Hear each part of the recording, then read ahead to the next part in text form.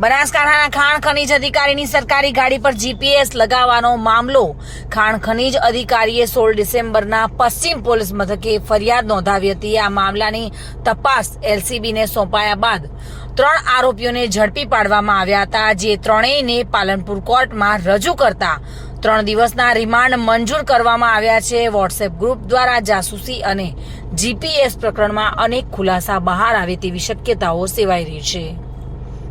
પાલનપુર ભૂસ્તર શાસ્ત્રીની સરકારી ગાડીમાંથી જીપીએસ મળ્યા બાદ પાલનપુર પશ્ચિમ પોલીસ ઢીલી નીતિ અને ઠોસ કાર્યવાહી ન કરતા સમગ્ર તપાસ પાલનપુર લોકલ ક્રાઇમ બ્રાન્ચને સોંપવામાં આવી હતી। જિલ્લામાં ખાણ માફિયા બેફામ બન્યા છે। જીપીએસને ખાણ ખનીજ વિભાગની સરકારી ગાડીમાં લગાવી તેમની પર જાસૂસી તો કરાઈ હતી, પરંતુ વોટ્સએપ ગ્રુપ દ્વારા પણ તેમના લોકેશન શેર કરવામાં આવતા હતા। તેમની હાજરી અંગે સતત અવગત કરવામાં આવતા હતા, જે અંગેની ઓડિયો ક્લિપ અને સ્ક્રીનશોટ વાયરલ થયા હોવા છતાં પાલનપુર પશ્ચિમ પોલીસ દ્વારા આ દિશામાં ઢીલાસ રાખી હતી। આ દરમિયાન સમગ્ર મામલો જિલ્લા ખનીજ ચોરીના મોટા સ્કેન્ડલનો હોય સમગ્ર મામલાની મૂળ સુધી પહોંચવા પાલનપુર લોકલ ક્રાઇમ બ્રાન્ચને જિલ્લા પોલીસ વડા દ્વારા વિશેષ જવાબદારી સોંપવામાં આવી હતી।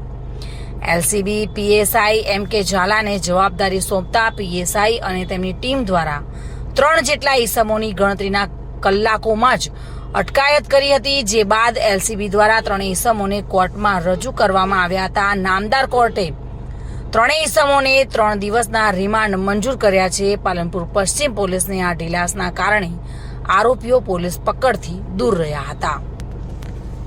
Reena Parmar, today news, Banaskantha.